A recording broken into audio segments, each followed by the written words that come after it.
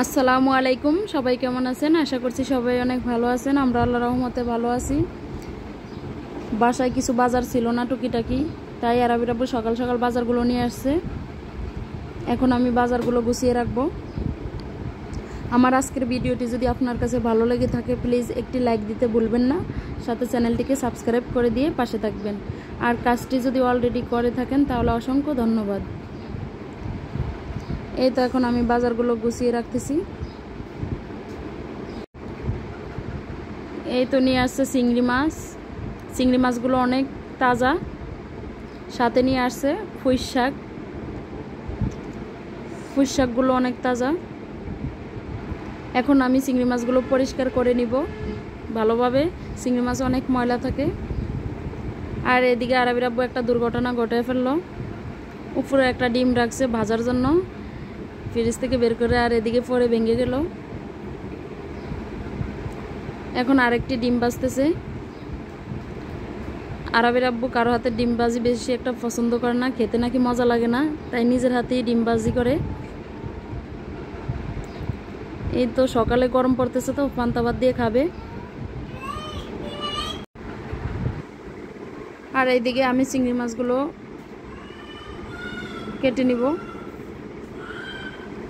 একা একা ছোট মাছ কাটতে অনেক কষ্ট হয়, অনেক সময়ও লাগে।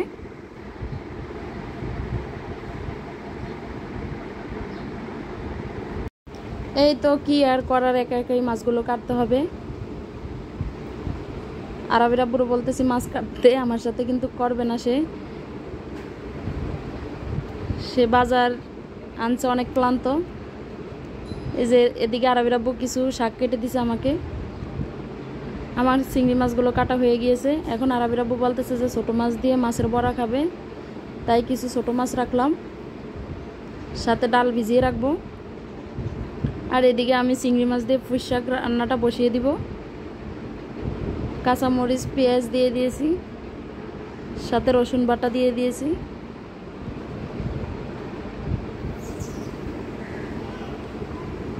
চিংড়ি মাছগুলো দিয়ে ভালোভাবে ভেজে নেব।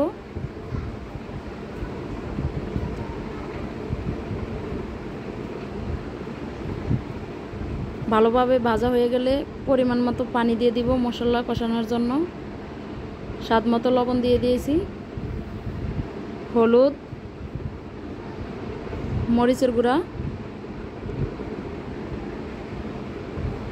জালটা একটু বাড়িয়ে দিব, কারণ শাকে জাল না হলে খেতে মজা লাগে না। আর অন্য কোনো মশলা দিব না শাকে। অন্য কোনো মশলা ব্যবহার করলে শাক খেতে মজা লাগে না।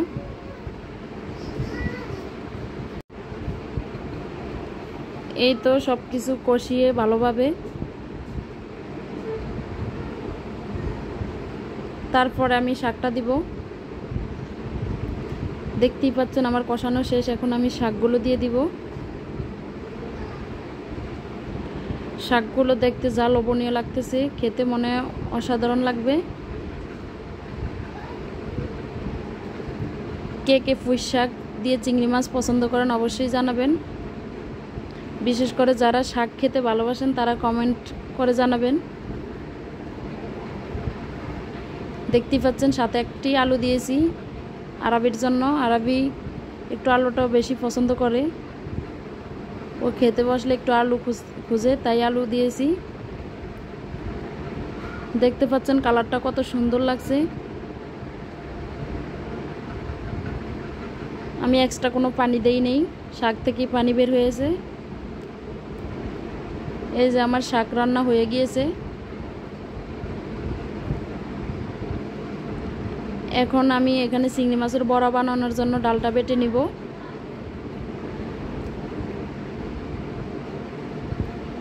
ডালের সাথে আমি এখন চিংড়ি মাছটাও বেটে নিব।